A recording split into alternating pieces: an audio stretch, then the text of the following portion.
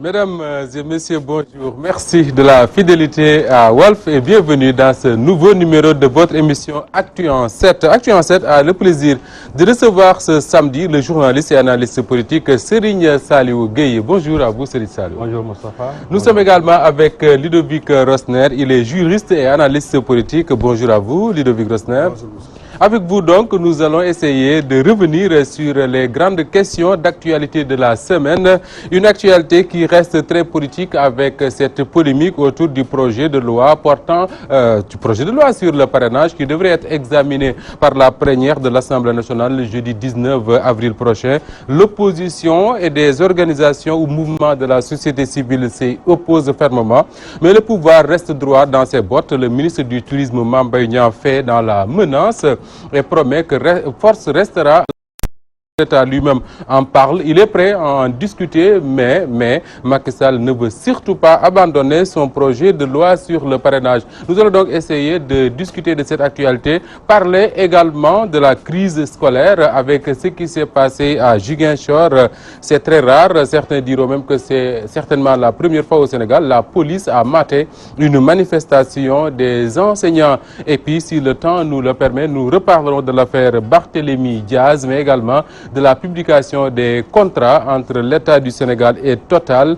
Ça concerne donc l'exploitation du pétrole au Sénégal.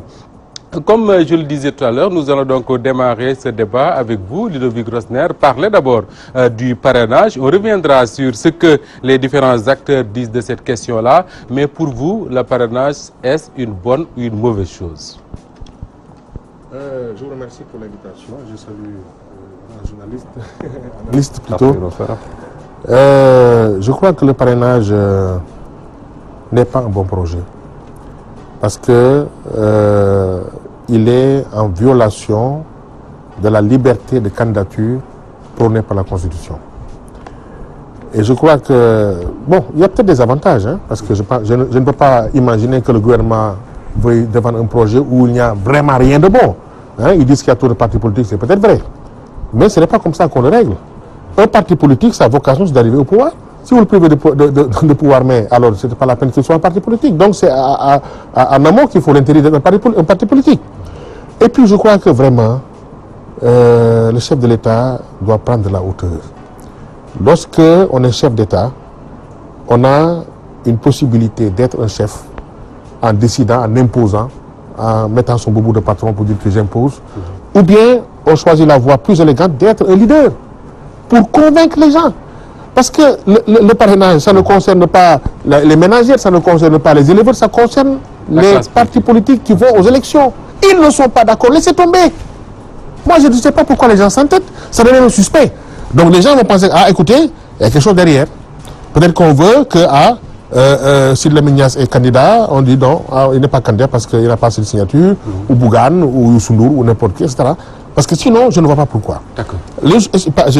Une chose plus élégante, c'est de dire, bon, vous n'êtes pas d'accord, allons aux élections avec le statu quo, poursuivons la discussion, et je reporte ça aux prochaines élections présidentielles quand je ne serai plus là. Comme ça, les gens seront convaincus que ce n'est pas pour moi, c'est pour le Sénégal. Mais quand vous enfermez Karim Wade, vous enfermez Khalifa Sall, vous cherchez à écarter le candidat, les gens vont vous dire que mais vous travaillez pour votre propre chapelle. Okay. Donc c'est pour ça que les gens il y a une suspicion, quoi. D'accord. Alors, il y a cette suspicion-là, mais je vais vous poser la même question, telle que formulée par Ludovic Rosner. Qu'est-ce qu'il y a de bon, Serigne Saliou, dans le parrainage? Bon, tout d'abord, avant de répondre à votre question, Moustapha, je renvoie les mêmes possibilités à mon ami Rosner, avec qui j'ai vraiment le plaisir de partager ce débat sur des questions d'intérêt national. Merci. Pour en revenir à votre question, Moustapha, moi, le parrainage tel qu'aujourd'hui on l'impose au Sénégal, je ne dis pas propose tel qu'on veut nous l'imposer au Sénégal. Moi, je ne suis pas du tout, en tout cas, je ne partage pas cette façon-là de faire. Si réellement, ce qui sous-tend ce texte-là, c'est de procéder à, comme on a l'habitude de le dire, à un filtrage tout simplement de certaines candidatures jugées fantaisistes ou bien jugées fantoches, moi je dis qu'il y a peut-être d'autres recours auxquels on aurait pu faire, auquel on aurait dû recourir, tout simplement pour procéder en tout cas à ce filtrage-là dont on est en train de parler. Maintenant, je ne sais pas aujourd'hui pourquoi le président de la République s'entête à vouloir imposer ce parrainage-là. vu aujourd'hui la tension qui est née après, le fait de vouloir proposer ce texte-là, d'abord à l'opposition, qui reste, en tout cas qui ne partage pas du tout cette façon de faire du président de la République. Maintenant, vous savez, le parrainage, Moustapha, c'est des choses que nous avons héritées encore de la France. Parce qu'on a l'habitude très souvent, quand on prend certaines décisions, on fait allusion à certaines démocraties. Il est vrai qu'en France, le général de Gaulle, quand il proposait le parrainage d'abord à 100, puis c'est monté à 500 en 1976, c'était tout simplement pour procéder à, bien sûr, un filtrage de certaines candidatures jugées dangereuses. Parce qu'à l'époque aussi, il y avait déjà Jean-Marie Le Pen qui commençait à imposer ses idées dans la politique française et il était vraiment pour le général de Gaulle un candidat assez sérieux pour pouvoir, en tout cas, compromettre sa réélection à l'élection de 1965. Donc déjà, c'était le but même de ce parrainage-là qui est proposé par le général de Gaulle. Mais ici au Sénégal, on a tendance à dire que le parrainage, bon, nous n'allons pas faire comme la France parce que là-bas ce sont les élus qui présentent en tout cas qui parrainent les candidatures, mais nous allons procéder à un parrainage citoyen. Mais ce qu'il faut se dire, c'est qu'aujourd'hui, techniquement, est-ce que, compte tenu bien sûr du texte qu'on nous a présenté, est-ce qu'il est possible de procéder à un parrainage sans pour autant que ça puisse poser même des problèmes au niveau du décompte et au niveau même de la vérification des signatures? Parce qu'il ne faut pas oublier qu'en France, quand Nicolas Sarkozy est arrivé au pouvoir, il avait demandé à l'ancien Premier ministre Édouard Balladur de procéder à une rénovation de la vie, une réforme des institutions. Bon, dans ces propositions de réforme institutionnelle, il y avait bien sûr le parrainage. Maintenant, quand Nicolas Sarkozy a regardé le texte, il a dit que ce parrainage-là qu'on nous présente risque de poser même des problèmes au niveau du décompte et de l'identification des signatures. Donc déjà, si ils posent cette problématique au niveau même des signatures et du décompte... des élus connus qui sont... Effectivement. Et François Hollande, quand lui il est arrivé au pouvoir, il a demandé aussi à l'ancien Premier ministre Lionel Jospin, lui aussi de procéder à des propositions sur des réformes constitutionnelles. Mais là aussi, ils sont posés, il y a eu un problème technique parce que tel qu'il a été, on a proposé 150 000 électeurs, c'est-à-dire le parrainage citoyen. Maintenant, il ne faut plus que les élus proposent des parrainages. Maintenant, il faut déplacer cet axe-là du côté même des citoyens. Ils avaient proposé 150 000. Et même si on regarde même le ratio en France, c'est 0,44, j'ai dit en France, c'est 0,44. Au Sénégal, on nous dit 1%. Et c'est là que le bas blesse. Parce que dès l'instant qu'on vous dit qu'il faut un pourcentage de 1%, c'est-à-dire, pourquoi ce pourcentage de 1%? C'est-à-dire, c'est ça que moi que c'est ça que les gens ne peuvent pas nous expliquer. C'est ça. Parce que quand on dit que si, pour une population électorale de 6,5 millions, on ne peut pas avoir 60 000 électeurs. Mais là ne se trouve pas le problème. Du tout. Parce que là, on oublie que moi, je peux signer pour parrainer Serigne Saliou sans être son électeur. Mais absolument. Mais c'est ça. Et ce qu'il faut encore, même ces 6 millions qui sont aujourd'hui sur ce fichier-là, mais tout le monde n'est pas électeur parce qu'il y en a qui s'inscrivent uniquement pour disposer d'une carte d'identité. Il y en a qui s'inscrivent peut-être pour aller voter. Absolument. Et je crois qu'on ne s'est pas fondé sur les résultats électoraux, en tout cas le nombre de gens qui votaient dans le passé pour pouvoir d'un seul coup comme ça, imposer un parrainage à 65 000. Là, l'explication, la justification, ou bien le prétexte, l'alibi que le pouvoir avance, c'est de dire qu'aux législatives, il y avait 47 listes. C'est inacceptable de continuer à voter comme ça. Alors, est-ce que là, on n'est pas en face d'un coup préparé? C'est-à-dire que, d'ailleurs, je vous renvoie à ce merveilleux texte de notre doyen Mamles Camara, publié cette semaine dans le journal Source A, où il explique que en réalité, parrainage pour parrainage, au législatif déjà, on disait que beaucoup de listes étaient parrainées par le pouvoir de Macky Sall. Est-ce que ce n'est pas finalement un coup préparé? Oui, mais vous savez, le parrainage arrange le pouvoir. Parce que si vous êtes parti politique et vous pensez qu'on ne peut pas avoir 1%, qu'allez-vous faire? Mais pour survivre, il faut être quelque part. Vous allez vous allier au parti au pouvoir. Oui. Non, je crois que les arguments ne tiennent pas. Vous savez, mais alors à quoi sert la campagne électorale? Quelqu'un peut être plus ou moins inconnu, il fait une belle campagne et il est élu. Quelqu'un peut avoir du monde, il a 20% de l'électorat, il n'est pas il élu. rate sa campagne et puis bon. Alors non, non, mais c'est de la compétition. Maintenant, ça, c'est un manque d'imagination. Si on estime qu'il y a trop de partis, et d'ailleurs, on ne sait pas encore combien il y a de candidats aux élections présidentielles. Alors pourquoi courir déjà? Ouais. On ne sait pas. Il y a Mamoudou Diop Decroix qui disait récemment qu'on dit on dit tout le temps qu'il y a trop de partis au Sénégal, Oui. mais en réalité, il n'y a pas trop de partis. Oui. Il n'y a que quelques partis qui participent aux compétitions Absolument, électorales. Tout le ouais. reste, Oui, il n'est pas sûr qu'on ait 47 candidats. Ce n'est même pas possible. Et même s'il y en a, il appartient au pouvoir d'imaginer un système avec un consensus. Il ne faut pas imposer. Parce que quand vous imposez, mais moi je comprends maintenant pourquoi le président de la République n'a jamais voulu qu'on sépare les fonctions de chef de parti et chef de l'opposition. de la République. Quand ça vous arrange, ah non, c'est moi le chef, je décide, quand je décide, on doit se taire. Ouais. Quand ça vous arrange pas, non, je crois que ça, c'est pas ça. Il faut, je crois, sur cette question-là, discuter. Parce que lorsque le président va aux élections, quand il vote, sa voix compte une. Moi, le Badolo, ma voix compte une. Donc ça veut dire que c'est l'égalité des candidats Absolument. aux élections. Donc n'imposez pas une chose que vos adversaires n'agréent pas. Ça n'a pas de sens. Vous ne devez pas être fier d'aller aux élections alors que les gens avec qui vous continuez, vous combattez ne sont pas d'accord sur les règles du jeu. Je crois que lui, il doit le refuser. D'accord. Pourquoi Alors, cet entêtement-là, c'est suspect. J'ai l'impression que les gens veulent l'utiliser pour écarter encore d'autres candidats. Vous savez, ils ont fait des enquêtes, je suppose. Nécessairement. Avec donc ils savent qu'ils sont en perte de vitesse, je crois que ça. Il suffit d'écouter les taximans dans les grands parcs, vous savez bien, très bien que les 65% qu'il avait, vraiment, je ne fais pas de calcul. Mais Déjà, les résultats des législatives sont un indicateur. il n'a plus la majorité. Il n'a plus la majorité. Maintenant, je crois que ça fait peur et c'est pour ça qu'il s'accroche au procureur, au parrainage, etc. Mais c'est pas comme ça, il faut être élégant.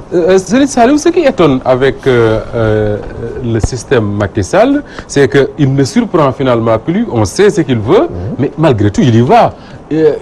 On avait dit qu'il n'oserait jamais envoyer Karim Wade en prison, il l'a fait. Il l'a sorti de prison nuitamment, l'exilé, depuis lors, aucune explication. Aucune. Khalifa Aboubacar Sall, on se disait, on n'ose pas envoyer le maire de Dakar en prison pour une affaire. Et laisser libre Pape Diop, c'est la même chose.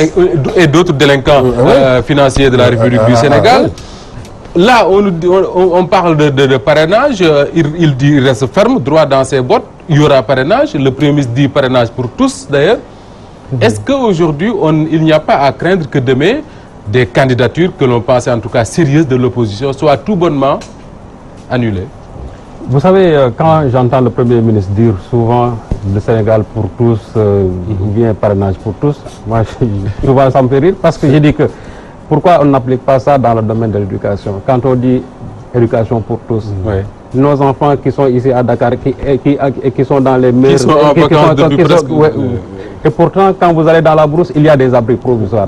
Pourquoi ceux qui sont dans les abris provisoires n'ont pas le même droit d'étudier dans des classes, dans des salles de classe décentes et aussi fermées? Et c'est ça le Sénégal pour tous. Quand on parle encore du Sénégal pour tous, aujourd'hui, ces paysans qui ont leur arachide et qui n'arrivent pas du tout à les vendre, au moment où les gens sont en train de gaspiller des milliards ici dans la capitale. C'est ça le Sénégal pour tous. Donc je crois que vraiment, il faut quand même éviter dans ces situations-là de distiller des slogans qui souvent ne font qu'exprimer comment dirais-je, l'état d'esprit de ces gens-là qui sont en train de nous gouverner. Donc, le président Macky Sall, il avait dit en réalité que Karim Wade ne serait pas, en tout cas, on l'a mis en prison. Karim Sall, on l'a mis en prison. Aujourd'hui, il est sur le point d'imposer son parrainage. Et je crois que un président de la République doit être un homme de consensus. Malheureusement, c'est ça qui manque, c'est cette vertu-là qui manque au président de la République. Et ceux qui sont autour de lui, qui se présentent comme des bouts de feu, comme des vents en guerre, je crois qu'ils ont un langage tellement arrogant, tellement violent qu'ils risquent même d'embraser ce pays sans pour autant même savoir que les gens à qui on veut aujourd'hui imposer ce système de parrainage-là vont opposer une vive résistance. Le ministre Mame Mbaye Niang qui dit que force restera à la loi, mais je dis, il faudra dire tout simplement... Il dit que nous avons les moyens de faire face. Oui, je lui dis, il faudra inverser en disant que la loi restera tout simplement à la force, parce que je crois qu'en pareille circonstance, si vous voulez dire que force restera à la loi, ça veut dire que les gens qui voudraient manifester le jour même du 19, le jour du vote, c'est-à-dire qu'on va tout faire pour leur opposer l'arrêté tout simplement Ousmane Ngom. Et je crois qu'il faut se réfugier derrière cet argumentaire-là, bon, en tout cas derrière cette arrêté. Bunkériser l'Assemblée nationale et puis personne n'y accède. Et c'est ça qui n'est pas du tout normal. Parce que quand les règles du jeu électoral sont, en tout cas, dérivent tout simplement, découlent d'un consensus. Si aujourd'hui on veut modifier ces mêmes règles du jeu électoral, il faudra quand même appeler les acteurs avec qui vous partagez cela. Mais le fait de vouloir tout simplement s'enfermer de façon unilatérale et vouloir imposer cela aux Sénégalais, parce que c'est là que le bas blesse. Les gens, l'idée du parrainage, si réellement c'est pour renforcer la démocratie, les gens sont preneurs. Mais tel qu'aujourd'hui ce parrainage-là nous est présenté, vraiment c'est tout simplement pour assouvir une ambition, tout simplement, comme Rosner l'a dit, c'est-à-dire il y a une suspicion derrière tout cela. Peut-être aujourd'hui, certains candidats, ils ne peuvent pas être poursuivis par le code de procédure pénale, par le code pénal. Donc je crois que le meilleur moyen d'arriver tout simplement à empêcher la candidature de ces gens-là, c'est tout simplement d'opter pour le parrainage. Si le parrainage passe, j'ai envie de vous demander qu'est-ce qui va se passer après, parce que là, on a l'impression que pour le pouvoir, il suffisait de mettre Karim Wade, Khalifa Sall en prison, l'élection serait peut-être gagnée d'avance. Le résultat, c'est qu'on a vu d'autres candidatures émerger pendant ce temps-là. Aujourd'hui, il y a des forces politiques qui peuvent être de bons challengers, en tout cas de sérieux challengers pour le président. Il utilise le parrainage, certainement ça va lui permettre d'écarter certains, mais est-ce que ça va suffire pour gagner une élection en 2019? Ah non, pas forcément. Moi j'ai vu des sondages sur le net, bon, je n'en connais pas l'authenticité, mais il paraît que le président de la République ne sait même pas au deuxième tour. Il y a certains de ses opposants qui le disent. Bon, c'est de bonne guerre, mais...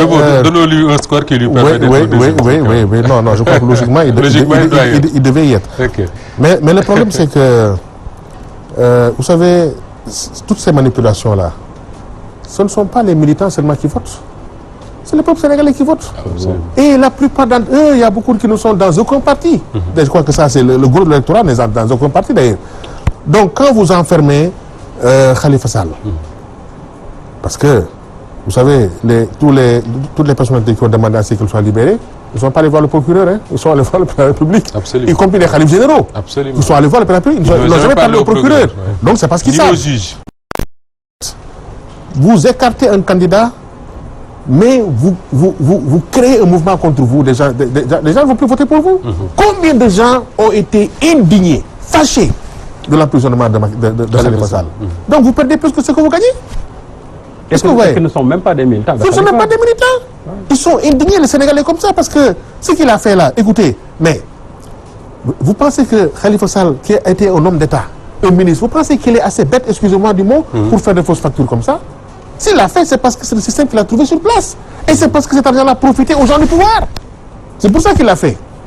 Mais alors, quand vous l'enfermez, et d'autres ont dit, écoutez, nous avons fait la même chose. D'ailleurs, depuis 1920, les gens sortent des documents. Et c'est d'ailleurs la première fois qu'on entend d'anciens maires dire, vous l'arrêtez pour ça, nous l'avons fait. Nous l'avons fait. Et ils n'ont jamais été convoqués au tribunal. Ça n'a pas de sens. Mais alors, ça veut dire que c'est manifestement une volonté de l'écarter. Comme ils ont fait avec Karim Wade et comme ils ont dépouillé, comme on appelle, Aïda Diong, etc. Donc tout ça, c'est pour se frayer un chemin. Les Sénégalais le voient. Ils sont mécontents, ils vous retenez leur carte en plus de ça. Mais moi, je ne comprends pas. Est-ce que le président n'a pas de conseil? Ce qu'il fait là. Mais ça crée un mouvement contre lui. Sortez dehors là, dans les marchés, partout les gens sont mécontents. C'est pas comme ça qu'on gagne les élections. Du tout. Il faut charmer les gens. Il faut faire la cour aux gens, il faut faire de belles choses, même si la politique, c'est un peu de la mesquinerie. On n'est jamais parfait quand on fait la politique. Mais faites des choses qui attirent les gens. Mais quand vous imposez, quand vous avez un langage parfois belliqueux, un langage tout dur, vous dites, oui, les gens ne me connaissent pas. Mais vous menacez les gens.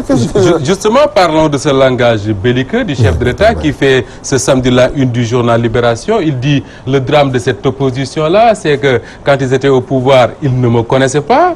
Ils sont dans l'opposition, ils ne me connaissent toujours pas. Je reste ferme, un président ne bavarde pas, il agit. Comment est-ce qu'on peut comprendre ce discours, cette façon de parler de Macky Sall qui traduit un certain mépris à l'endroit de son opposition? Oui, vous savez que ce n'est pas le discours vraiment d'un chef qui doit avoir autour de lui toujours un consensus autour de l'ensemble. Parce que là, il parle, je m'excuse de le dire comme ça, en chef de clan, quoi. Mais bien sûr, le président, c'est toujours comporter comme un chef de clan parce qu'un président de la République, il transcende toujours les contingences partisans. Toujours. Mais lui, je crois que le jour où il a dit qu'il n'allait pas du tout dissocier sa fonction de chef d'État et de chef de parti, c'est-à-dire ça explique tout son comportement d'aujourd'hui. Et malheureusement, ceux-là qui gravitent autour du président de la République ne lui disent pas toute la vérité. Je crois que Abdoulaye Wade en a été victime. À un certain moment, les gens, ils l'ont enfoncé avec le texte même de 23 juin. Et voilà. On lui avait dit que ce texte allait passer sans problème. Il n'y aura rien. Mais vous voyez les conséquences ont été dramatiques. Aujourd'hui aussi, je crois que le président, il devait apprendre sur les leçons du passé. Parce que tout ce qu'il est en train de faire aujourd'hui, c'est-à-dire le président, il a souffert le martyre avec le régime d'Abdoulaye Wade. Regardez les conditions dans lesquelles il a été éjecté de l'Assemblée. Beaucoup disent que s'il n'y avait pas eu l'intervention de Serigne Bara Mbacké Falilou, on ne reparlerait plus de Macky Sall. Abdoulaye Wade était sur le point de le mettre en prison. Mais il y a eu l'intervention des gens, c'est-à-dire les gens, ils l'ont défendu. Et même ceux qui l'ont défendu, ça s'est même répercuté sur ses suffrages électoraux. Parce que quand, pour une première fois, il est arrivé avec 26%. Ce n'était pas du tout ces militants, ce n'était pas tout simplement Macky 2012. Il y a eu des gens quand même qui ont eu de la sympathie, qui étaient fâchés, qui étaient dans le mouvement dont parle absolument, qui ont eu de la compassion avec tout ce que Abdoulaye Wade lui a fait subir. Et les 65% qu'il a glané au deuxième tour aussi, cela participait de ce vaste mouvement de sympathie que le président a eu, tout simplement parce que il a souffert le martyre sous le régime d'Abdoulaye Wade. Donc je crois que le président devait quand même tirer beaucoup de leçons de cela. Un président ne doit pas avoir un discours belliqueux. Un président doit être un homme de consensus. Même s'il doit préserver, bien sûr, les intérêts de son parti. Mais je crois qu'à un certain moment aussi, il faut qu'il montre aux gens que moi, je suis là pour tout le monde. Parce que si Abdou Diouf, en 1992, a accepté ce qu'on appelle le fameux code consensuel, je crois qu'à l'époque c'était beaucoup plus dur et rien ne contraignait le président Abdou Diouf à l'accepter dans ces conditions-là. Parce que quand il mettait aussi en place aussi l'ONEL, je crois que c'était comme le dit Macky Sall lui-même, il l'a dit en 2010-2011 sur le plateau de la 2S, le pouvoir a les flics et le fric, mais à l'époque aussi Abdou Diouf avait les flics et le fric, mais malgré tout, il a accepté ce consensus-là. En 2011, Abdoulaye Wade avait le fric et les flics, mais bon, les gens l'ont obligé à retirer son projet de loi. Ce qui est regrettable et ce qui est malheureux, c'est que le pouvoir aveugle. Aujourd'hui, je crois que vraiment le président est aveuglé, obnubilé par son deuxième mandat. Je crois que mais est-ce que si on reparle, Serigne Sall, avant de redonner la parole à Ludovic Rosner, de la stratégie de Macky Sall, parce que là on est dans le cadre d'une stratégie qui semble bien élaborée et qu'il est en train de dérouler. Je parle tout à l'heure de l'affaire Karim Wade, ensuite Khalifa Sall, mais est-ce que dans cette stratégie-là, dans le déroulement de la stratégie, il n'est pas ses propres, ça veut dire de créer lui-même de nouvelles forces, parce que là, s'il écarte Khalifa Sall et Karim Wade, certainement il y a des candidats de l'opposition qui vont bénéficier des suffrages, des potentiels suffrages de ces gens-là. Vous savez, la mise à l'écart de potentiels candidats Khalifa Sall et Karim Wade, ça peut ouvrir un grand boulevard à certains opposants. Oui, beaucoup d'analystes le pensent. Le cas de Yahya Jammeh est là. Yahya Jammeh, il s'est choisi Adama Barrow. Il ne pensait même pas qu'Adama Barrow allait... Et là, ce n'est pas Adama Barrow, mais c'est le peuple gambien qui a sanctionné Yahya Jammeh. Et je crois que Macky Sall est aujourd'hui en train de commettre les mêmes erreurs que Yahya Jammeh a commises. Parce que dès l'instant qu'il met à l'écart Karim Wade, mais ce qui est sûr et certain, c'est qu'il y a d'autres leaders qui vont émerger. Et les forces là, de Karim Wade, les forces de Khalifa Sall, c'est des gens qui aujourd'hui qui ont une dent contre le président de la République. Ce qui est sûr et certain, ils vont constituer une force populaire extrêmement dense et je crois que ça risque même de se faire sentir dans le vote.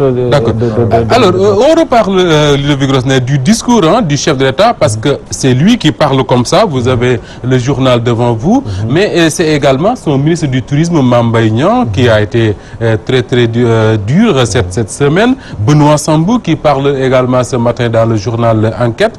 Mais au même moment, il y a d'autres voix qui s'élèvent dans ce même parti pour dire leur opposition à ce qu'il appelle le forcing. Je citerai Lamine Bara Gaye, qui fait partie des cadres de l'APR, qui est de Mbacké, qui a dit hier sur les ondes de Walf FM que ce texte-là de Macky Sall, c'est un forcing et que pour lui, le parrainage n'a aucun intérêt. Pourquoi? Parce qu'il dit que même s'il y a 20 candidats à la prochaine présidentielle, le pouvoir doit se donner les moyens d'organiser ces élections-là. Est-ce qu'ils ne sont pas en train de créer des divisions dans leur propre camp? Oui, mais heureusement qu'il y a des gens qui sont plus ou moins des patriotes pour dire ça. Ouais. Je crois qu'on doit arriver à ça. C'est pas parce qu'on est à la paix que tout. Il sera certainement sanctionné pour ça, mais il l'a dit. Oui, oui, mais ça c'est le courage politique aussi. Il faut en payer le prix. Non, vous savez, le président de la République c'est un serviteur. Ce n'est pas un roi. Absolument. Tout le pouvoir qu'il a, nous lui avons donné à raison de la fonction qu'on lui a confiée. Ce n'est pas parce qu'il est beau ou parce qu'il est mieux né que tout. Non, non. Donc, s'il fait des choses qui ne sont pas normales, il faut le dire, y compris dans le parti. Donc, si les gens sont arrivés à dire ça, je crois que vraiment, mais seulement c'est la suite d'une minorité. La grande majorité est avec lui aveuglément, elle est même arrogante. Hein, je crois que le ministre qui parle comme ça, c'est la loi, c'est pas comme ça. Nous avons les moyens de faire face. Vous êtes à quelques mois des élections, au lieu de faire plaisir aux électeurs, vous braquez les muscles, etc. C'est pas bon. Maintenant, ce discours-là, il n'est pas nouveau. Souvenez-vous que le chef de l'État avait dit lui-même qu'il va réduire l'opposition à sa plus simple expression. Donc vous voyez, ce climat de suspicion-là, c'est dû à des précédents.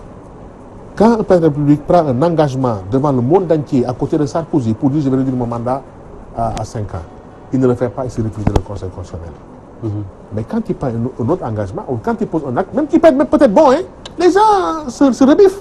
Quand son propre ministre, après vraiment la catastrophe que le ministre de l'Intérieur précédent a créée pour les élections, en sabotant, il a félicité, en sabotant Dakar et Touba parce qu'il sait qu'ils sont minoritaires là-bas. À Touba, beaucoup disent que c'était vraiment un sabotage organisé. C'est sabotage, un peu de même pas à 18h. Le sabotage, le grand sabotage, c'est ici à Dakar. Mais en hivernage, il pleut. Qu'est-ce que ça veut dire ça? Comment voulez-vous qu'il ne pleuve pas en hivernage? Donc, alors, quand maintenant vous appelez un autre ministre, on dit, ah, peut-être que c'est un homme politique, mais peut-être qu'il va faire. Il dit lui-même que je vais tout faire pour que la paix gagne. Mais ça, c'est une injure au peuple. Donc, il y a toujours ce climat de suspicion. Et le pouvoir ne fait rien pour rassurer? Non, il ne fait rien pour rassurer. Au contraire. Quand il prend une décision, il reste là, tout le monde intervient, ça ne change pas. Des khalifs généraux, que vous les connaissez, qui sont craints, qui sont suivis par des milliers de personnes, te font une demande. Bon, c'est vrai qu'il faut respecter la loi. Mais quand même, mets de l'eau dans ton vin.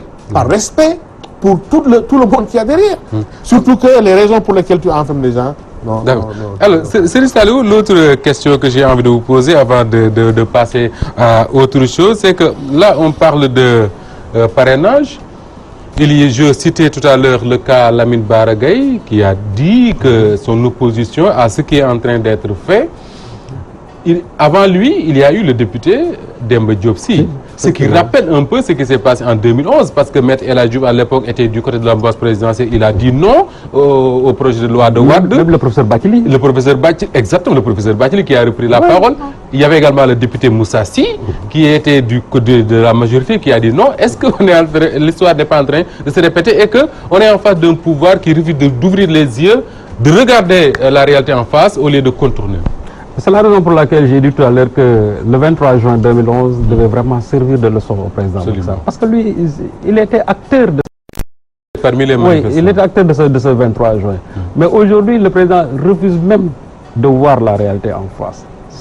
J'ai dit qu'il est obnubilé par sa réélection pour un second mandat. Et c'est-à-dire, c'est la façon même de faire que les Sénégalais du tout n'approuvent pas. Parce que le président ne peut pas se lever un beau jour, c'est-à-dire sans pour autant discuter avec l'ensemble des acteurs sur les règles du jeu électoral, vouloir imposer son parrainage. Et là où ça risque tout simplement de nous mener, c'est-à-dire vers l'affrontement. Et je crois qu'un président de la République quand même, avec tout ce qu'il a fait comme réalisation, ne devait pas en un seul jour voir tout cela être détruit parce que aussi il faut se dire, les gens ils sont prêts à la violence. Il ne faut pas on ne le souhaite pas du tout. On ne le souhaite pas. Mais dès l'instant que c'est eux-mêmes qui distillent ce langage de la violence. Et au moment où la société civile est en train de tout faire pour désamorcer cette bombe-là. Même à l'UNTUN, il a fustigé les propos de Mame Mbaye Niang parce qu'il ne peut pas comprendre. Au moment où lui, il est déjà allé voir le président de la République pour revoir son texte ou bien pour retirer son texte, et que les autres membres aussi de la société civile sont allés voir le président aussi pour qu'il puisse revoir son texte ou bien le mettre complètement à l'écart. que Mame Mbaye Niang puisse tenir un pareil discours et que le président de la République aussi puisse tenir un pareil discours. Cela veut dire quoi? C'est-à-dire qu'on est en face des gens qui font tout simplement du tape à l'œil, parce que ce qu'ils sont en train de faire avec les gens de la société civile détonne bien sûr avec leur comportement et leur langage de violence. Et je dis que dans ce pays-là aussi, je crois que personne n'est mieux né que quiconque. Je crois que si aujourd'hui ils pensent que avec les forces de sécurité et de défense, ils peuvent tout simplement amener les gens à ne pas vouloir, en tout cas, se soumettre à la décision présidentielle sur le parrainage. Je crois qu'en ce moment-là, ils sont en train de se leurrer. Parce qu'il ne faut pas qu'ils pensent que ça concerne tout simplement les partis politiques. C'est une affaire qui ne concerne pas du tout les partis politiques. Le 23 juin, c'était une affaire du peuple. Et moi, j'ai écouté différentes radios. Les radios trottoirs que les journalistes ont... Les gens, ils ont dit que ça, c'est une affaire tout simplement du peuple. Moi, je ne suis d'aucun parti. Il y a des gens qui sont en train de le dire. Mais le jour même du vote, je me présenterai devant les grilles de l'Assemblée nationale. Donc, je crois que le président doit au moins écouter les gens. C'est-à-dire, ceux-là qui ne sont pas de son camp. Parce que chaque fois, quand on écoute les gens de son camp, ou bien de son clan, c'est-à-dire le président ne verrait pas tout simplement les conséquences qui risquent de découler, en tout cas, de ce vote à haut risque. Parlons très rapidement de l'affaire Barthélémy Diaz avant de reparler de la crise scolaire. Barthélémy Diaz qui arrêté chez nos confrères de Dakar Actu pour des propos désobligeants, dit-on, à l'endroit des magistrats. Il a été jugé. Le procureur a requis contre lui, je crois, 2 ans de prison ferme. Alors là, Ludovic Rosner, je vous vois sourire. Mais est-ce que les magistrats ne risquent pas de renvoyer aux Sénégalais l'image d'un groupe qui est en train de prendre sa revanche sur quelqu'un qui les a toujours traités d'une certaine manière, au moment où ils ont vraiment d'autres chats à fouetter, ces magistrats? Je me souviens je crois qu'il y avait 45 juristes qui avaient, au lendemain du reniement du président Macky Sall, avaient tenu une réunion sur l'histoire du mandat là, et avaient dit ça, ce n'est pas du droit, c'est de la ruse. C'est exactement la même chose. Bon, les propos de Barthélémy Diaz, bon, on peut quand même lui demander d'être un peu plus modéré. Mais seulement les gens, par ruse, en ont profité pour casser un dauphin de Khalifa Sall. Comme ça, Dakar est définitivement plié. Bon, mais il y a toujours 2 poids, 2 mesures. Le ministre de la République a été nommé, il dit que c'est grâce à Marème Sall. Il n'y a pas pire injure à la démocratie sénégalaise. Et à l'autorité du président. Mais du président. Bon. Le président lui-même a dit j'ai failli le virer, mais bon, puisqu'il est... Voilà. Voilà comment ça marche. Mais le jeune américain qui était aux États-Unis, Hassan Diouf, ce qu'il a dit, c'est plus grave. Il a même injurié le procureur. Oui, et d'ailleurs, on oublie cette histoire-là. Vous faites bien de rappeler quand il est rentré à Dakar, on l'a arrêté et ensuite on l'a libéré, quoi. Alors que lui, il a insulté de merde le procureur de la République. Et le président de la République, Youssou Ndour et tout le monde. Il n'a pas été inquiété. Pourquoi on a fait Barthélémy Diaz alors? Parce que c'est un homme politique, peut-être. Voilà. Mais vous savez, moi, ce qui m'inquiète, c'est que, parce que l'état de droit, il faut appliquer toutes les lois à tous les citoyens. Mais les gens sélectionnent des lois pour les appliquer à des opposants. Mais combien de lois sont violées royalement tous les jours? Mais regardez, à la fenêtre, des talibés sont là. En 2005, la loi a dit, celui qui utilise des talibés pour avoir de l'argent, on l'enferme. C'est un flagrant délit. Ici, au rond-point 6, il y a des minicars clando. On les appelle clando. C'est déjà tout dit. Chaque fois, ils dépassent des forces de l'ordre. Pourquoi on ne les arrête pas? Parce qu'ils ne sont pas candidats aux élections. Donc on ne s'intéresse qu'à des candidats pour les casser, et c'est mauvais. Vraiment, c'est un recul pour le Sénégal. Moi, je suis profondément déçu par ce comportement-là. Maintenant, un chef d'État, vous savez, la police, c'est la politique, hein, on n'attend pas d'un politicien qu'il soit blanc comme neige. Mais regardez, quand Abdoulaye Wade est arrivé au pouvoir, après 40 ans de règne socialiste, il aurait pu les mettre en prison. Et pour de bonnes raisons, hein, parce qu'on ne peut pas régner pendant 40 ans et ne rien voler en Afrique. Mais qu'est-ce qu'il a fait? Il est allé prier sur la tombe du président Abdou Diouf, qu'il a enfermé en prison plusieurs fois. La tombe de sa mère. La tombe de sa mère. Et il a envoyé pour représenter le Sénégal aux Nations Unies. Mais c'est ça les valeurs du Sénégal. Ça ne veut pas dire qu'on n'a pas respecté la loi. Mais quand même, il faut de l'humanité quand on applique la loi. Mais vous prenez un maire d'une capitale aussi prestigieuse que Dakar, vous l'enfermez comme un voleur de moutons, Ludovic le dit, et c'est ce qui étonne un peu dans le cas Barthélémy Diaz. Il a cité Assane Diouf, qui a insulté les institutions de la République. Il est rentré à Dakar, on l'a laissé circuler de manière tout à fait tranquille. Moustapha Cissé Lo, vice-président de l'Assemblée, président du Parlement de la CEDEAO, qui a eu des propos particulièrement graves à l'endroit des magistrats, insultants, rien du tout. Barthélémy Diaz, voilà, avec son verbe, a dit des choses et puis on l'envoie en prison. Vous savez, moi, quand j'ai entendu les propos de Barthélémy Diaz, j'ai dit que Barthélémy n'a fait que dire ce que tous les Sénégalais pensent et qu'il exprimerait en d'autres mots. Avec ses propos, oui. Moi, je dis que le juge, en tout cas le procureur, il devait prendre au moins le contexte dans lequel ces propos-là ont été émis. Parce que je crois que aussi un texte, toujours il y a le contexte. Le contexte, c'est-à-dire, il participe beaucoup. On venait de condamner Khalifa Sall à 5 ans de prison. C'est son ami, qui est le lieutenant fidèle de Khalifa Sall et qui a réagi de la sorte. Moi, je crois qu'il fallait quand même qu'on puisse replacer ces propos-là dans leur contexte. Et pourtant, j'ai dit que ce que Barthélémy Diaz a dit, c'est pas beaucoup plus grave que ce que le ministre Moustapha Diop a dit. Moustapha Diop a dit aux magistrats de la Cour des comptes que vous êtes de petits magistrats de rien du tout. Cette Cour des comptes-là est devenue une cour de règlement de compte. Je crois que le jour-là, il devait être démis même de ses fonctions. Et pourtant, le président de la République même l'a promis parce qu'il n'est plus ministre délégué, je crois, il est ministre plein. Moustapha Cissé Lo a dit des choses beaucoup plus graves. Il n'a pas du tout été inquiété. Mais j'ai dit ce que même le juge Dème a dit, peut-être en des termes beaucoup plus conciliés, plus élégants, en disant que j'ai démissionné d'une justice qui a démissionné. Mais quand on dit une justice qui a démissionné, ça veut tout dire. Vraiment, ça veut tout dire. Donc Barthélémy Diaz, ce qu'il a dit, vraiment pour moi, c'est véniel. Et ça ne méritait pas tout simplement que les gens même l'arrêtent. Et ce qui est extrêmement grave, c'est que les gens, ils sont allés devant une rédaction. Et une rédaction, pour moi, je dis, c'est un sanctuaire. C'est comme un lieu de culte. C'est sacré. C'est comme un lieu de culte. Heureusement d'ailleurs que Barthélémy n'est pas arrivé à Walfadjri ce jour-là, parce qu'il y avait déjà 2 fourgonnettes de la police qui l'attendaient ici. Ah bon? Oui. Devant les images étaient dans la toile. Moi, j'ai vu les images à travers la toile. Et je dis que ne serait-ce que pour appréhender simplement Barthélémy Diaz, c'est-à-dire on dégage tout ce potentiel-là de force de l'ordre. Avec leur cagoule et tout. À un certain moment, je me suis même posé des questions. Si réellement il n'y a pas un... Souvent, ils parlent de trouble, mais je dis, est-ce que ce ne sont pas ces gens-là qui sont troublés? Parce que déployer tous ces moyens-là, c'est-à-dire pour uniquement arrêter une seule personne, je dis que quand même, il y a quelque part où ça ne fonctionne pas dans ce pays-là. Et Barthélémy Diaz, aujourd'hui, on a requis 2 ans de prison. Mais je dis que, en tout cas, le jour du jugement, si vraiment cette justice-là veut se montrer comme une justice, en tout cas pour laver son honneur, et ne pas se montrer comme une justice vraiment vengeresse, je crois qu'il y a lieu quand même de laisser Barthélémy Diaz vaquer à ses propres... Maintenant, moi je doute fort, parce que nous sommes dans un contexte où, déjà, c'est presque à, je crois, 2 jours du vote. Et vous savez, Barthélémy Diaz, tel que les gens... beaucoup disent que s'il est libre d'ici là, voilà. Parce qu'on oublie que le 23 juin déjà, le 22 juin 2011, il avait amoté les troupes devant l'Assemblée nationale et c'est lui qui avait préparé d'ailleurs le 23 juin. C'est la raison pour laquelle, en tout cas, moi je doute vraiment sur sa libération, vraiment je le souhaite.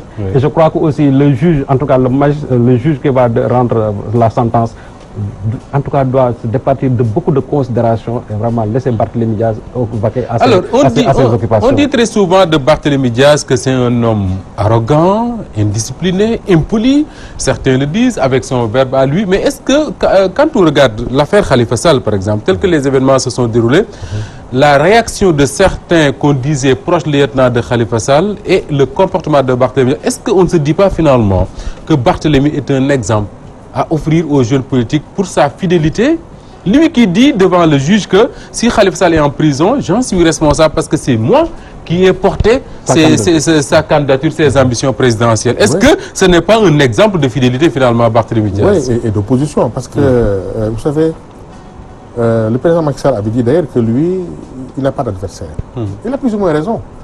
Parce que si les gens, l'opposition faisait ce que Wade faisait à l'époque, ils ne seraient pas tranquilles. Hein. Du tout. Ouais. Interdiction marche. Vous les mettez en prison, on met la pression et ils sortent après. Bon, donc, si on avait plus de base, bon, c'est vrai que quand même, parlant de chef d'État, il faut modérer son langage. On est d'accord. Mais si on avait plus de Barthélémy Diaz, je pense qu'il y a beaucoup de dérives que le président n'aurait pas eu le courage de faire. Parce que on n'encourage pas la violence, mais il faut quand même une opposition debout, une opposition dynamique. Absolument. Hein? Et lui, il incarne cette position-là. Hein? Il a le courage il n'a pas peur d'ailleurs, et vous voyez que son père a dit la même chose. Son père a dit, écoutez, je reprends les propos de mon fils, amenez-moi en prison. On n'amènera jamais en prison. C'est pour vous dire que c'est toujours le 2 poids 2 mesures. Mais moi, je pense qu'il faut une opposition vraiment un peu plus forte. Hein? Un peu plus forte, un peu plus unie. Et avec des jeunes qui ont le courage, pas de faire la violence bien sûr, mais en tout cas d'aller un peu plus loin. D'accord. Alors certains le comparent très souvent, lui, Barthélémy Diaz, à Bamba Fall, en disant que finalement c'est le plus loyal, c'est le plus fidèle. Est-ce que, j'ai envie de vous dire, est-ce que ce n'est pas vraiment sur Barthélémy Diaz que Khalifa Sall va devoir compter? Ah, bien sûr. Je crois que Bamba Fall, avec tout ce que les gens disent autour de lui... Parce que Barthélémy ne flirte jamais avec le pouvoir, lui, ni de nuit ni de jour. Et puis Bamba Fall, je crois, tout le monde, on l'a entendu ici, vraiment s'accointer avec le pouvoir.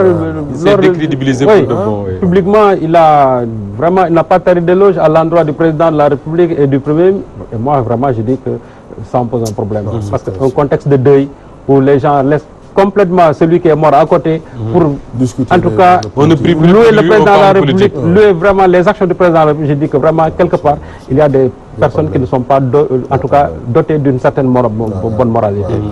Barthélémy n'est pas du tout comparable aujourd'hui à Bamba Fall. Parce que Bamba Fall, en tout cas, montre de plus en plus des signes d'infidélité à l'endroit de Khalifa Sall. Et il y a beaucoup de proches de Khalifa Sall qui sont en train de faire des témoignages sur Bamba Fall. Et que Bamba Fall, aujourd'hui, a du mal même à se justifier par rapport à toutes ces accusations. Et vous savez, Barthélémy Diaz, il l'avait même dit avant qu'il n'aille en prison, il avait dit sur le plateau de Dakaractu, moi j'ai prévenu ma famille, j'ai prévenu ma femme et mes enfants en disant que Khalifa Sall ne sera pas du tout seul en prison. Donc, ça veut dire, lui, moralement, psychologiquement, il s'était déjà préparé à aller en prison. Et il avait dit, il a dit encore au juge. Donc, je crois que ce que disait Abdoulaye Wade à l'époque, Abdoulaye Wade disait quand il était au pouvoir que si j'avais un Barthélémy Diaz à mes côtés, c'est-à-dire il y a beaucoup de choses qui sont produites dans cette opposition qui ne se seraient pas du tout, produites. Et je crois que Barthélémy, en la matière, en tout cas, c'est un modèle de fidélité, c'est un modèle, en tout cas, de courage politique. Parce que lui, ses idées politiques, il les assume toujours vraiment. Et on oublie très souvent que c'est quelqu'un qui est venu au PS en toute liberté. Absolument. Le PS est son premier parti politique. Et quand il a intégré le PS... Et là, c'est au moment où tout le monde était en train de fuir le Parti socialiste. Absolument. C'est pourquoi je dis, c'est là il faut voir le courage même de Barthélémy. Au moment où tout le monde était en train de fuir le Parti socialiste, il a créé même un mouvement... ceux qui sont aujourd'hui autour d'Ousmane Tanor Dieng, qui à l'époque peut-être n'avait pas quitté le PS officiellement, mais flirtait avec le pouvoir de Wade, ne prenait plus jamais la parole. On en connaît beaucoup aujourd'hui qui sont vraiment au sein du Parti socialiste. Et qui, le soir, étaient au palais avec certains qui étaient très amis à Sindiély ou Karim Wade d'ailleurs. Et aujourd'hui, ils sont en train de tout faire en disant, même sans Ousmane Tanor Dieng, ils vont soutenir le président de la République. Voilà, on a tout compris. Alors voilà qui nous amène, il ne nous reste plus beaucoup de temps à parler de la crise scolaire. Alors cette crise-là, elle dure pratiquement, j'ai envie de dire, depuis le début de l'année. Les enseignants disent partout qu'ils ne revendiquent rien du tout. Tout ce qu'ils veulent, c'est qu'on applique les accords réalistes et réalisables signés par le pouvoir en 2014. Le pouvoir ne le fait pas. On se dit certainement qu'il y a un problème d'argent quelque part, mais au même moment, l'État fait des dépenses, et des dépenses énormes sur beaucoup d'autres choses. Ce qui devait arriver finalement arriva, comme on a l'habitude de dire. Il y a eu cette marche de Ziguinchor, réprimée par la police. Les enseignants ont réagi, et bien réagi. La responsabilité, elle porte la signature de qui, Ludovic? Le préfet de Ziguinchor qui a autorisé avant d'interdire, ou bien vous dites quelque part qu'il n'ose pas le faire, il y a eu une intervention de Dakar pour l'obliger à interdire cette manifestation-là? Non, vous savez que l'administration, comme les juges, ne sont pas totalement libres, comme l'Assemblée nationale. Tout le monde cherche à faire plaisir au président Macky Sall. Ce n'est peut-être pas tous les préfets, pas tous les sous-préfets, mais j'ai entendu même récemment dire qu'il y a le leader du mouvement Gamsobop. Il a fait une déclaration qui n'est pas favorable au pouvoir, et maintenant on l'interdit. Les préfets l'interdisent de faire des réunions. Bougane Gueye Dany qui fait le tour du Sénégal en toute tranquillité depuis quelque temps, mais il a fallu qu'un préfet s'y mette pour interdire ça. Donc ça veut dire que, mais vous savez, l'État est fautif dans cette affaire-là. Lorsque les enseignants disent nous ne voulons pas de nouvelles choses, nous voulons que vous appliquiez les accords, mais ils ont raison. Ils ont parfaitement raison. Ça a été signé, mais appliquez ce qui a été dit. L'État est une continuité, même si c'est signé depuis le temps de Senghor, mais écoutez, c'est signé, vous devez. Parce que là, c'est la crédibilité même de l'État qui est en jeu, sa signature. C'est à l'État de négocier et de dire oui, on veut bien, mais c'est-à-dire ça. Voilà. Mais quand vous bandez les muscles, alors que vous avez tort, moi je ne comprends pas. Et vous reprenez une marche, ce n'est pas comme ça. Mais vous savez, quand les gens font une marche qui n'est pas violente, qui n'a pas de risque de débordement. Et ils ont marché presque dans toutes les capitales régionales. Pourquoi Ziguinchor serait l'exception? Pourquoi cette particularité qu'on veut donner à Ziguinchor? Pourquoi la violence policière? Mais le chef des forces de l'ordre n'a qu'à venir parler au chef de la marche. Tu dis écoutez, discutez et trouvez une solution. C'est ça qui est républicain. Mais pourquoi mater les gens alors que vous avez tort? Mais ça ne fait qu'empirer la situation. Alors, moi j'en ai parlé avec Abdoulaye Ndoye du QSEM, ce qui me raconte un peu comment les faits se sont déroulés entre les 2 jours là. Il dit qu'ils avaient déjà une autorisation. Ils arrivent à Ziguinchor. Certains de leurs camarades viennent des autres localités du Sénégal, d'autres de Dakar. Arrivés à Ziguinchor, le préfet les appelle pour leur dire j'avais autorisé, mais je n'ai pas le personnel qu'il faut pour marcher. Donc il faut rester dans l'enceinte du lycée Djignabo et puis ça va passer comme ça. Les enseignants lui disent non. Le lendemain, ils commencent leur marche. Le préfet voit qu'il ne peut pas arrêter cette marche-là. Il dit on autorise et on interdit encore. Voilà, il autorise, on fait la marche et on lui dit on va à la préfecture pour déposer le mémorandum. Il dit non, maintenant j'interdis. Alors que dans toutes les autres localités du pays, je ne pense pas qu'il y ait moins de policiers à Mbour qu'à Ziguinchor. Les enseignants ont marché. Alors, est-ce qu'on peut imaginer un peu que c'est le préfet qui a tergiversé jusqu'à produire ces violences-là, ou bien alors c'est parce qu'il avait la volonté d'autoriser, mais qu'une main, venant peut-être de Dakar, comme je l'ai dit tout à l'heure, a l'obligé à interdire? Peut-être il sera extrêmement difficile de dire, mais Rosner l'a évoqué tout à l'heure. C'est que nous aussi, nos préfets, nos gouverneurs et nos sous-préfets ne sont pas totalement libres. Souvent, ils agissent en fonction des injonctions qui viennent d'en haut. Mais, c'est-à-dire, ce qui est inacceptable, c'est le fait que la veille de la marche, à 22 h, que vous appelez des gens qui ont déjà eu l'aval préfectoral pour leur signifier que cette marche-là ne pourra plus. Et qui ont fait des centaines de kilomètres.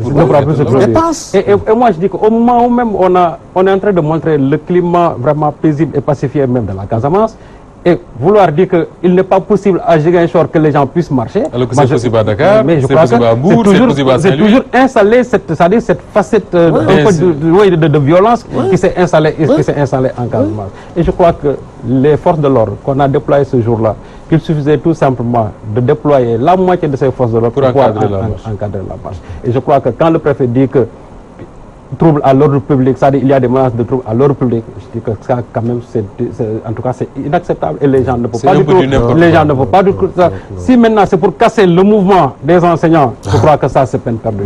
Parce qu'aussi il faut se rappeler que ce que les enseignants sont en train de revendiquer, Moustapha, ce n'est que les accords, comme vous l'avez dit, d'avril 2014. Et récemment, vous savez, le gouvernement là joue, c'est-à-dire c'est des manipulateurs, parce que c'est des gens qui jouent souvent sur des chiffres, en disant que nous avons augmenté 12 milliards sur l'indemnité des 12 milliards, 15 milliards sur l'indemnité de logement même des enseignants, ou bien le président a décidé d'augmenter 25 000, là ne se trouve pas le problème. Vous savez, le problème... Dambouj dit par exemple ces 25 000 là, c'est une bourse familiale. Vous savez, là ne se trouve pas le problème. Je dis, même si aujourd'hui, le président d'un seul coup acceptait de dire j'augmente même 100 000 francs, le problème ne se trouve pas à ce niveau. Parce qu'on a dit que la question indemnitaire, c'est-à-dire qu'il faut qu'il y ait une équité. Parce que je crois que dès l'instant qu'on décide d'attribuer des indemnités de logement à des fonctionnaires, il faut au moins mettre devant le critère de certification académique, c'est-à-dire le nombre de diplômes qu'on a obtenus. Parce que si on dit que celui qui a par exemple le certificat doit disposer d'une indemnité de logement de temps, celui qui a le bac d'une indemnité de temps, celui qui a le bac plus de, etc. Je crois que c'est comme ça qu'il y a parce que là, la précision est intéressante de Sirissal, parce que les enseignants précisent par exemple qu'ils ne disent pas qu'on leur donne les mêmes salaires que les magistrats. Ils disent simplement que s'ils ont un bac plus 5, un magistrat a un bac plus 5, disons, on demande la même indemnité. C'est ça l'équité. Et d'ailleurs, le président de la République, quand les enseignants ont posé le problème, je crois, en 2014 ou 2015, il avait commandité même une étude sur le régime indemnitaire. On et dit, après, avec un cabinet privé qui a donné ses résultats. Mais depuis lors, c'est-à-dire, On a mis ça dans les tiroirs, on a dit, mais au président de la République, il faut vraiment appliquer ce que les résultats décident, ou bien il faut même qu'on en discute. Mais les gens refusent même de discuter de cela. Et c'est ça qui a fait mal aux enseignants. Mais ce que les gens ne savent pas encore, c'est que ce gouvernement-là, en 2012, quand il est arrivé au pouvoir, et que les mêmes problèmes étaient posés du temps du régime d'Abdoulaye Wade, c'est le président qui leur avait dit laissez-moi le temps d'arriver au pouvoir, nous allons revoir tout ça. Sont restés 2 ans. Et les enseignants sont restés 2 ans, 2014. C'est-à-dire on a repris tout. Et on a dit que cette fois-ci, voilà, il y a des revendications qu'il faut complètement éliminer, il faut maintenir celles qui sont réalistes et celles qui sont réalisables. 2015, rien ne s'est produit, il y a une accalmie. Absolument. 2016, même chose. Maintenant, voilà que les gens, quand même, ils sont dans leur droit de sortir dans la rue. Vous savez, ce qui fait mal, c'est que au moment où le gouvernement devait profiter de cette période d'accalmie pour matérialiser vraiment les accords qu'ils ont signés avec les enseignants, et que le gouvernement ne l'a pas fait, c'est-à-dire les partenaires aussi sociaux, ils n'ont pas émis leur voix. Parce que c'est vrai que moi, je salue la médiation du khalife général des Tidianes, mais je crois qu'à l'époque, il fallait dire au président de la République il faudra matérialiser les accords signés avec les enseignants avant que les gens n'en arrivent tout simplement à bout. Mais aujourd'hui, les enseignants sont arrivés à bout. Et ce qui est arrivé, ce qui s'est produit vraiment à j'ai dit c'est indigne même, en tout cas d'un pays qui respecte même ses enseignants. Parce que c'est là qu'ils lancent les grenades. Et c'est là où je vais en finir. C'est là qu'ils lancent les grenades. C'est-à-dire qu'ils considèrent qu'ils ont lancé des gens qui leur ont permis aujourd'hui d'occuper cette station qui leur permet de lancer les grenades. Justement, c'est ça l'objet de ma question. Vous êtes enseignant, Ludovic Rosner. L'enseignant, pour nous, enfin pour les jeunes Sénégalais, c'est un peu le père ou la maman qui vous demande de faire ceci, de faire cela. Vous allez dans n'importe quel collège, vous venez à 15h05, l'enseignant vous dit sortez, vous n'hésitez pas, vous sortez. Alors pour nos enfants qui regardent ces images-là, qui voient un peu les enseignants matés, quel message ça renvoie? Les enseignants matés comme ça par la police. Non, c'est intolérable vraiment. Ça aurait pu être une masse d'étudiants, c'est des jeunes, ils peuvent déborder. Ils sont habitués à ça. Mais des enseignants quand même. Ils ne marchent jamais avec des pierres d'ailleurs. Ils enseignent vos enfants, mais cette profession-là, elle est sacrée. Bon, mais encadrez-les. Si jamais il y a des débordements extra, mais il n'y en aura même pas. Les gens allaient déposer un mémorandum à la vous les matez. Mais ça, moi, je ne comprends pas cette violence physique et verbale de ce gouvernement-là.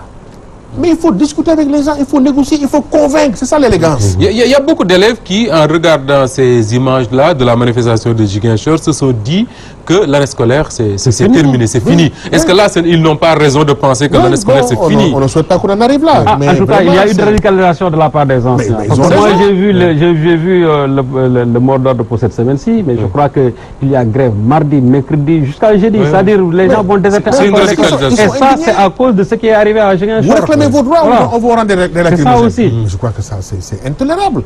On doit vraiment sanctionner. Mais est-ce qu'on ne les a pas envoyés? On les a envoyés parce que qui va sanctionner?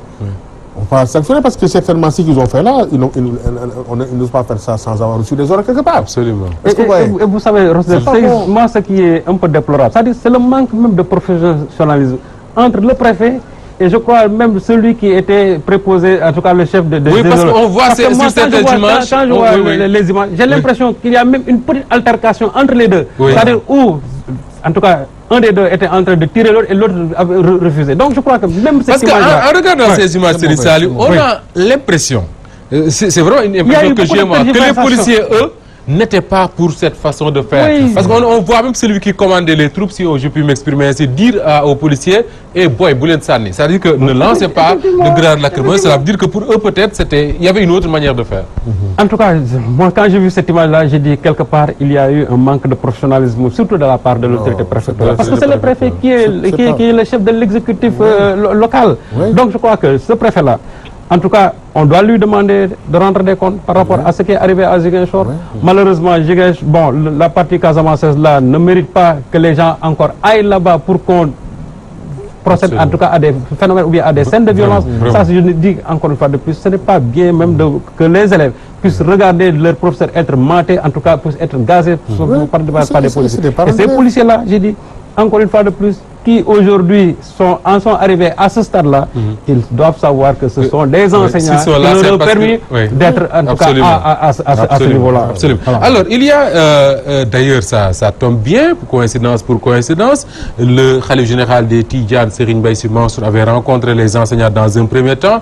Il leur avait demandé de suspendre le mot d'ordre de grève. Les enseignants avaient promis d'aller consulter la base et de lui revenir. Est-ce que ce qui s'est passé à Ziguinchor n'est pas en train de remettre en cause tout cela? Non, je crois que la démarche du Khalife, elle est excellente. Il travaille pour la paix. Il veut que vraiment qu'on sauve l'année scolaire. Mais ce n'est pas la levée du mot qui règle le problème. Du tout. Régler le problème, c'est respecter les accords. Même si les gens lèvent le mot d'ordre et que le gouvernement continue comme ça, ils ne respectent pas les accords. Mais les gens reviendront faire la grève encore. Donc, je crois que la démarche est bonne. Pour la paix, c'est bien, mais il faut aussi la vérité. Il est vraiment dans son rôle. Voilà, mais il faut la vérité. Il doit demander au gouvernement également de respecter les accords. Mais est-ce que quelque part les enseignants ne peuvent pas dire au khalife que, enfin, moi j'ai discuté avec les enseignants, je sais qu'ils sont très gênés de devoir dire non. Mais est-ce que là, ils n'ont pas cet argument qui consisterait peut-être à dire à tous les marabouts que quand le pouvoir a arrêté Macky Sall, a arrêté, comment il s'appelle, Karim Wade, il y a eu des interventions, vous le disiez tout à l'heure, de Khalif généraux. Il a dit non. Il a dit non. Il a fallu que le Qatar intervienne pour qu'il accepte. Quand Khalifa Sall a été arrêté, des marabouts ont fait des démarches. Il a dit non. Est-ce que les enseignants, quelque part, ne peuvent pas se dire, puisque le pouvoir dit toujours non aux marabouts, nous aussi, nous pouvons leur dire non. Mais au moins, les enseignants, ils ont eu l'élégance, quand même, et l'intelligence de dire au Khalife que nous allons consulter nos bases. Et à l'issue de ces rencontres avec nos bases, nous allons quand même dire ce qu'il en est. Et la rencontre, je crois que c'était dimanche prochain, demain qu'il devrait le revoir. C'est la raison pour laquelle j'ai dit que la médiation offerte par le Khalife a été complètement sapée par les événements violents de Ziguinchor. Et c'est pourquoi j'ai dit, souvent, c'est les actions ultérieures qui ne cadrent pas avec même les offres de médiation. C'est ça, parce que, et là, ça me permet de revenir encore un peu sur ce problème de parrainage. Au moment où les acteurs de la société civile sont en train de voir le président, c'est-à-dire de se concerter avec le président pour désamorcer la bombe, voilà qu'un ministre quand même, qui ne se prononce jamais sur même son secteur d'activité. Et quand il se prononce sur son secteur d'activité, c'est pour dire qu'au Sénégal, il y a du soleil et des animaux. Moi, je ne l'ai jamais vu se prononcer sur son secteur. Chaque fois qu'il sort à la télévision, c'est pour tenir un discours violent à l'endroit de l'opposition. Avec du mauvais français. Je crois qu'il a dit hier ou avant, il a dit hier que bon, ceux qui oseront brader la loi, je ne sais pas quoi brader la loi, qu'est-ce que cela veut dire? Brader la loi, bon, c'est peut-être marchander, je ne sais pas, à vil prix la loi.